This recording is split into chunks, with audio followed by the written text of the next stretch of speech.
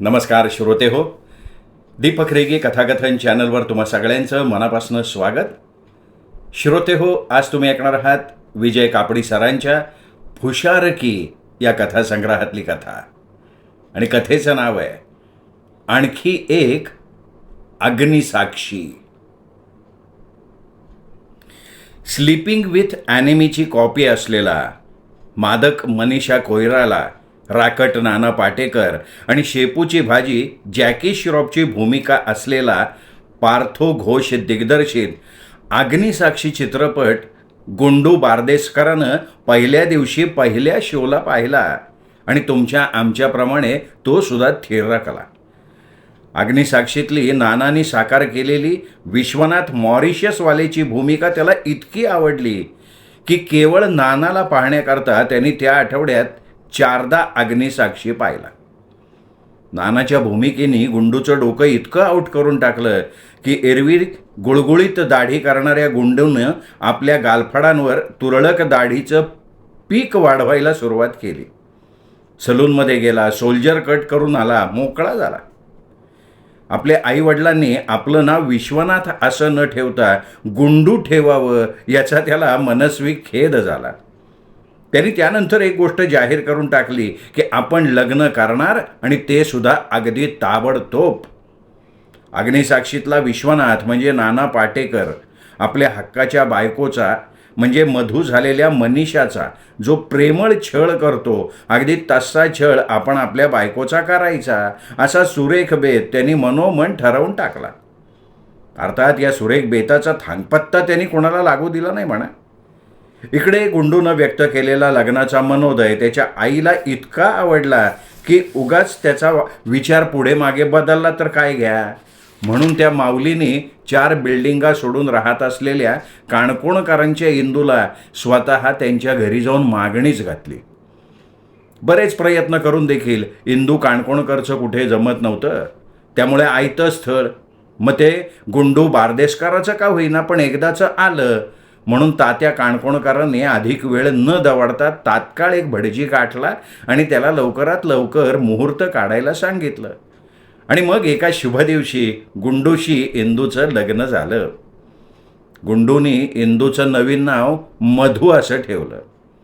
त्यावर पूर्वाश्रमीच्या इंदूनं नाकं मुरडत तक्रारीच्या सुरात हळूच पुटपुट केली, हे हो काय गुंडूराव, माझं मूळ नाव इंदिरा, काय वाईट होतं? मधू हे पुरुषाचं नाव आहे, माझं नावच बदलायचं होतं तर निदान माधुरी तरी ठेवायचं ना. मधू हे पुरुषी नाव मला शोभतं का? गुंडूने मधूचं पुटपुटणं ऐकून न ऐकल्यासारखं केलं आणि तो स्वतःशी पण मधूला ऐकू जाईल अशा आवाजात पुटपुटला, मधू नावात काय आहे?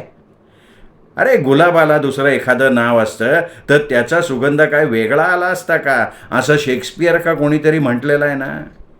आता एवढा मोठा माणूस चुकीचं कसं काहीतरी म्हणेल? त्या मेले शेक्सपियरला काय होतं हो सांगायला, चोंबडा मेला. इंदिरा गांधींची आठवण करून देणारं माझं इतकं झकास नाव लोपलं आणि मधू हे पुरुषी नाव मला चिकटलं, मला नाही आवडलं ते. यावर नाना पाटेकर स्टाईलमध्ये म्हणजे अगदी थिजलेल्या डोळ्यांनी गुंडूनी तिच्याकडे पाहिलं. मधूच्या हृदयाचा ठोकाच चुकला पण क्षणभरच. पुढच्या क्षणी ती सावरली, सावध झाली.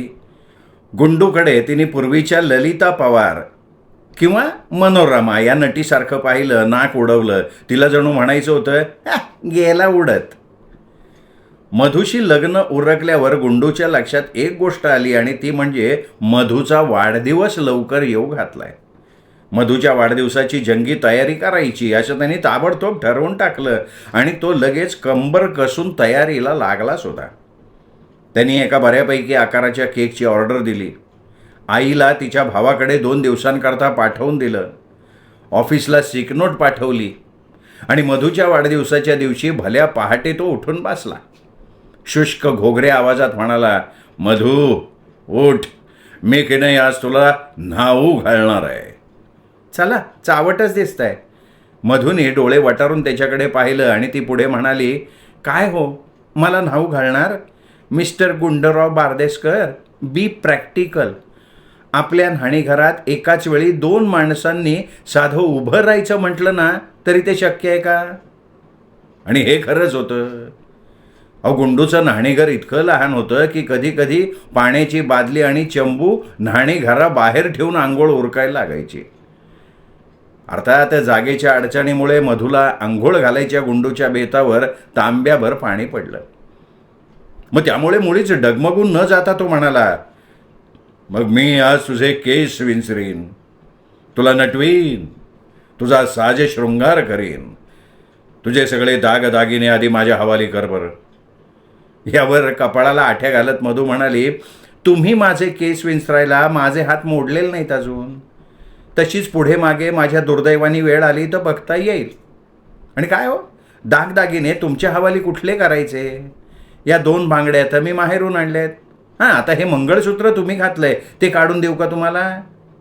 गुंडू पेचत पडला, पण क्षणभरच. उत्साहात पण जरबेच्या स्वरात तो म्हणाला, ठीक आहे, जास्त बोलायचं काम नाही.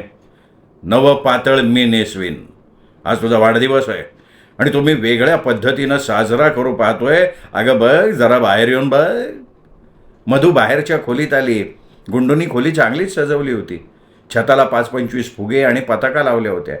मधोमध डगमगत्या टिपॉयवर केक ठेवला होता. 2 मेणबत्त्या लावल्या होत्या. चल चल चल, आधी केक तर का. गुंडू रागावल्यागत म्हणाला. मधू म्हणाली, अहो, हा केक 4-5 माणसांना पुरेल एवढा मोठा आहे. कोण कोण येणार आहे तो वाढदिवसाला? त्याबरोबर गुंडूनं टेबलावर ठेवलेल्या बशीतली मुठभर राख डोक्यात घातली आणि डोळे गारा फिरवत म्हणाला, आणखीन कोण यायला पाहिजे तुला? मी इथं आहे तो पुरेसा नाही आहे का? आणि त्यांनी खाडकन तिच्या थोबाडीतच मारली. मधू चमकली, पण क्षणभरच. पुढच्या क्षणी तिने स्वतःला सावरलं. दात ओठ खात ती पुढे झाली आणि गुंडूच्या थोबाडीत खाडदेशी मारत म्हणाली, बायकोवर हात उचलायला लाज नाही वाटत? मी आयुष्यात कधीच कोणाचा मार खाल्लेला नाही आहे. तुमच्याही हातचा खाणार नाही आहे. एकदा माझ्या मोठ्या भावाने मला चापटी मारली होती. त्यावेळी मी त्याला असा बदडला होता की त्याची चड्डी ओली झाली होती. इकडे गुंडूचं काळीच दडदडायला लागलं. गाल चुरचुरायला लागला. गाल चोळत तो उभा राहिला. तेवढ्या दारावरची घंटी वाजली. मधूचे बाबा आले असले पाहिजेत. नव्या उत्साहानं गुंडू दाराशी गेला. दार किलकिलं करून बाहेर पाहायला लागला. जावई बाप्पू, नमस्कार. आज मधूचा वाढदिवस आहे ना? केक आणलाय तुम्ही? मला केक खूप आवडतो. मी आत येईन म्हणतोय, जरा बाजूला होता का? गुंडू रागारागात म्हणाला, मुलीच्या वाढदिवसाला तिला भेटायला यायला लाज नाही वाटत? ज्या दिवशी तिचं माझ्याशी लग्न करून दिलं त्याच दिवशी तुम्ही तिला मेलात, ती तुम्हाला मेली. आता तोंड काळं करायला काय घ्याल? एक केकचा छोटासा तुकडा. ओठावरून जीभ फिरवत काणकोणकर म्हणाले, चला चालते व्हा. केक खायला सुद्धा लायकी लागते, लायकी. दात ओठ खात गुंडू म्हणाला आणि त्याने दार खाडदेशी बंद करून टाकलं. काणकोणकर चपळाईने मागे वळले म्हणून, नाहीतर त्यांचं नाकच दारात चेमटलं गेलं असतं. गुंडूच्या अनाकलनीय असभ्य वागणुकीचा काणकोणकरांना इतका राग आला की 4 गुंड जमा करून त्याची चांगली कणिक तिंबावी का काय, असं त्यांच्या मनात आलं. गुंडूला दम भरण्याकरता त्यांनी दारावरची कडी वाजवली. काय तुम्ही पळाला नाहीत काय काय अजून? गुंडू आतून ओरडला. बाहेरून काणकोणकर ओरडले, अरे आपल्या घरात कुत्रा पण सिंह असतो. बाहेर ये, बघून घेतो तुला. तू कसला केक आणलायस ना ते ठाऊक आहे मला. मी अकबर अलीच्या दुकानात जाऊन केक खाईन. समजलंस काय मला तू? हां? आणि दारावर दाण दिशी लाथ मारून ते दाण पावलं वाचवत निघून गेले. दार किंचित किलकिलं करून गुंडू त्यांच्या पाठमोऱ्या आकृतीकडे पाहत राहिला. काणकोणकरांनी उद्या रस्त्यात अडवलं तर काय करायचं याचा विचार करत राहिला. 4-2 दिवसांनंतरची गोष्ट. पारशी पपेटीची सुट्टी होती. सकाळी उठल्या उठल्या तो मधूला म्हणाला, आज तू माझ्याबरोबर बागेत यायचंयस बरं का. तिथे आपण एक मजेदार खेळ खेळूया. खेळ? कसला बाई खेळ? हवेत टुण्ण दिशी उडी मारत मधू ओरडली. गुंडू खेकसला. अशा उड्या मारायच्या नाहीत, किती वेळा सांगायचं तुला? आपली ही इमारत हाऊसिंग बोर्डाची आहे. कोसळली म्हणजे 2ऱ्या मजल्यावरून 1ल्या मजल्यावर अलगद कधी पोचलो हे सुद्धा लक्षात येणार नाही. युजलेस. आता हाऊसिंग बोर्डाच्या इमारतीची काळजी करत बसणार आहात का मला बागेत घेऊन जाणार आहात? तिथे कुठला खेळ खेळायचा याबद्दल माझी उत्सुकता इतकी ताणली गेली आहे ना की ती रबराची असती तर तुकडे तुकडे झाले असते. दरम्यान मधूबरोबर गुंडू बागेत आला. त्याने पिशवीत हात घालून मोठा भोपळा बाहेर काढला आणि आवाजात उसनीत जरब आणण्याकरता घोगरा आवाज करत म्हणाला, जा तिथे जाऊन उभे राहा, 15 पावलं मोज, वेंधळी कुठली. आणि मधू 15 पावलाच्या अंतरावर जाऊन उभी राहिल्यावर तिच्याजवळ जाऊन हातातला भोपळा तिच्या डोक्यावर ठेवत तो म्हणाला, हलायचं नाही मुळेच, हलायचं नाही, हल्लेस तर याद राख, माझ्याची गाठ आहे. आणि दूर जाऊन दुसऱ्या एका पिशवीत दडवून ठेवलेला बाण आणि धनुष्य हातात खेळवत तो म्हणाला, या माझ्या हातातल्या बाणाने तुझ्या डोक्यावरच्या भोपळ्याचे 2 तुकडे कसे करतो बघ आता. ईश, हा कसला डोंबलाचा खेळ बाई? अहो, भोपळ्याचे 2 तुकडे करायला आपल्याकडे विळी आहे की, बाणाने 2 तुकडे कसले करताय डोंबलाचे? मधूच्या बडबडीने बेजार झालेला गुंडू ओरडला, बघ बघ बंद कर तुझी. भोपळ्याऐवजी तुझ्या चुरूत चुरूत चुरूत चुरू बोलणाऱ्या जिभेचे 2 तुकडे करायला लागतील मला. आणि धनुष्याला बाण लावून दोरी खेचत तो म्हणाला, हलायचं नाही. बाण भोपळ्याला न लागता तुला भलतीकडेच लागला तर त्याची जबाबदारी मी घेणार नाही. अहो सोडा ना बाण, येऊ दे येऊ दे येऊ दे. गुंडूनं बाण सोडला, पण तो मधूच्या डोक्यावरच्या भोपळ्याला न लागता पलीकडच्या झाडावर बसून हा सगळा प्रकार एका डोळ्यानं पाहणाऱ्या एका वृद्ध कावळ्याला लागला. त्यांनी एकदम कावकाव केली आणि आपल्या भाईबंधांना बोलवून घेतलं. सगळ्या कावळ्यांचा मोर्चा गुंडूच्या दिशेने निघाला. त्यामुळे मधूचा हात धरून गुंडूला तिथून लगोलग पळ काढायला लागला. यापुढचा खेळ पुन्हा कधीतरी खेळू आपण, असं गुंडू म्हणाला खरा, पण मधूनं त्याच्या मागे इतका काही लकडा लावला की तिची कटकट बंद व्हावी म्हणून गुंडूला पुन्हा एकदा बाजारात जाऊन भोपळा आणायला लागला आणि ते दोघं धनुष्यबाण आणि भोपळा घेऊन पुन्हा एकदा बागेत गेले. आवाजात नाना पाटेकर सारखी उगाच जरब आणत गुंडू म्हणाला, आता हा भोपळा मी माझ्या डोक्यावर ठेवणार आहे, नीट नेम धर, बाण सोड. पण गुंडूची सूचना पुरती न ऐकता मोठ्या उत्साहात मधूनं त्याच्या दिशेने बाण सोडला. तो भोपळ्याला न लागता गुंडूच्या कानाच्या पाळीला चाटून गेला. परिणामी कानाची पाळी फाटली. मधू मात्र ठसक्यात उद्गारली, तरी बरं, जीवावर बेतलं पण कानावर निभावलं हो. आणि मग दातोट खाल तिच्या दिशेनं धावत येणाऱ्या गुंडूला अंगठा दाखवून ती घराच्या दिशेने धावत सुटली.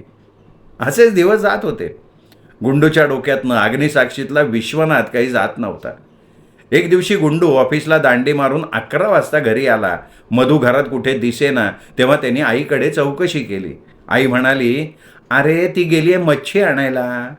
बांगडे मिळवत रे बाबा आज, बरेच दिवस झाले ताजे फडफडीत बांगडे खाऊन.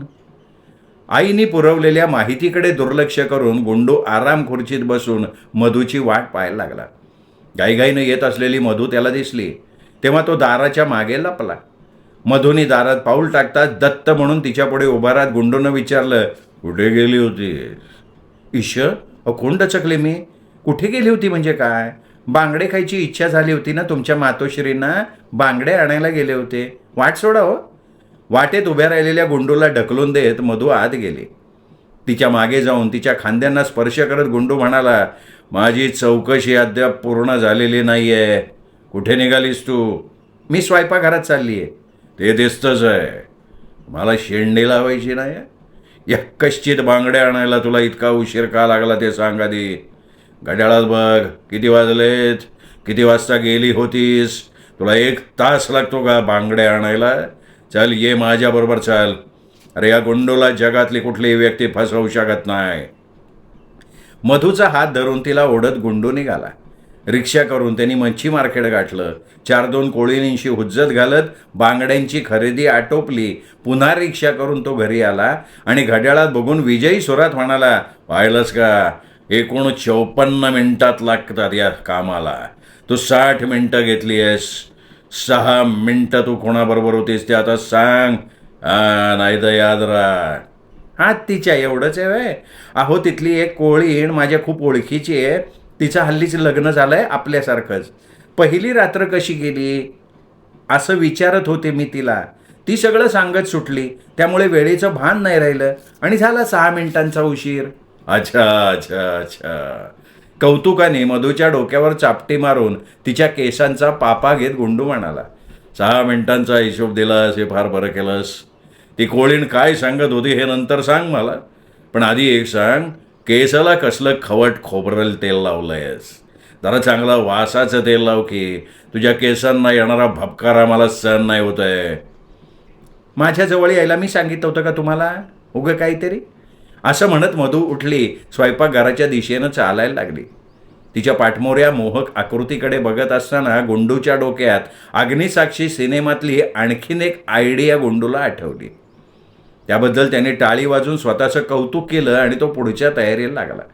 दुसऱ्याच दिवशी चोर बाजारात एक फेरी मारून तमाशात नाचणाऱ्या आणि आजकाल सगळीकडेच नाचणाऱ्या बायका पायात बांधतात तसल्या चाळांची एक जोडी त्यांनी विकत घेतली. चाळांची जोडी घेताना एक मोठा चामडी पट्टासुद्धा विकत घ्यायला तो विसरला नाही. घरी आल्या आल्या त्यांनी मधूला आपल्या 6x4च्या बेडरूममध्ये बोलवून घेतला आणि म्हणाला, मधू हे घे, हे चाळ बांध पायांना. तुला नाचायला आवडतं ना? मला नाही हा चाळीबिळ बांधून नाचायला आवडत, फार तर तुमच्या तालावर नाचतील मी. मधू जिभेचा शेंडा गालात गोळवत म्हणाली, उलट उत्तर देते मला. असं खेकसून म्हणत गुंडू मधूच्या अंगावर धावून गेला आणि क्षणार्धात त्यांनी चामडी पट्टा घेऊन मधूच्या पायावर 2-4 वार केले. मधू बिचारी विवळायला लागली. तेव्हा तिला खाटेवर बसवत गुंडू म्हणाला, आण ते तुझे पाय इकडे. मी चामडी पट्ट्याबरोबर मोफत मिळालेला वाघ छाप बाम पण आणलाय तुझ्या दुखऱ्या पायांना चोळायला. आणि मधूच्या पायावरचं पातळ वर सरकवत तो पुढे झाला. तुम्हाला लागलंय वेड. दिवस नाही रात्र नाही, काय हे? अहो मनाची नाही तर निदान जनाची, म्हणजे जनाची तरी. अहो तुमच्या आईची, जनाबाईची तरी. पण गुंडून तिचं काय हे ऐकलं नाही. तो तिच्या अंगाशी झटू लागला. तेव्हा मात्र हे आता अति झालं असं म्हणत मधूनी सगळा जोर लावून त्याला असा काही ढकलला की काय होतंय आणि काय नाही हे कळायच्या आत गुंडूची स्वारी पलंगावरनं खाली कोसळली. दुसऱ्या दिवशी त्याला धड नीट उभं सुद्धा राहता येईना. घरी डॉक्टर आले.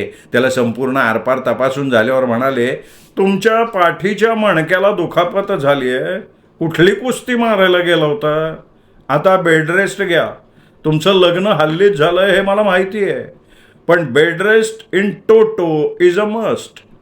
मानेला बांधायला पट्टा देतो, तो बांधून राहा 24 तास. शिवाय वेगळा व्यायाम सुद्धा करायला पाहिजे तुम्ही. गुंडू बारदेसकर पाठदुखीनं हैराण झाला.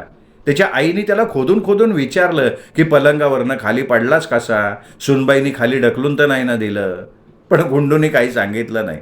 काही दिवस असेच गेले. अग्निसाक्षीतल्या नाना पाटेकरच्या विश्वनाथचं भूत आपल्या मानगुटीवर बसल्यामुळे हे असं झालं हे त्याला मनोमन पटलं. त्या भूतापासनं कायमची सुटका करून घ्यावी आणि गुंडू बारदेसकर या नावाला साजेसं साधं सरळ आणि सोपं जीवन जागावं असं त्याला प्रकर्षाने वाटायला लागलं. नेमकं काय करायचं, कसं वागायचं हे त्यांनी ठरवून टाकलं. नव्या बेतानुसार तो सकाळी 7:30 वाजता उठणार होता. मधूच्या आजचा चहा पिणार होता. आंघोळ आणि जेवण उरकून ऑफिसात जाणार होता. संध्याकाळी परतताना भाजी आणणार होता आणि मधूसाठी एक गाजरासुद्धा आणणार होता. संध्याकाळी तिला घेऊन फिरायला जाणार होता. बागेत जाऊन भेळ खाणार होता. रात्री 8च्या सुमाराला घरी परतून जेवण उरकून झोपी जाणार होता. एक दिवशी तो संध्याकाळी ऑफिसमधनं आला तेव्हा मधू त्याचीच वाट पाहत बसलेली त्यांनी पाहिली. त्यांनी भाजीच्या पिशवीत ठेवलेली गजऱ्याची पुडी बाहेर काढली आणि ती तिच्या हातावर ठेवायला तो गेला. पण मधूचं त्याच्याकडे लक्षच नव्हतं. त्याला अत्यंत काहीतरी महत्त्वाचं असं सांगायचं होतं.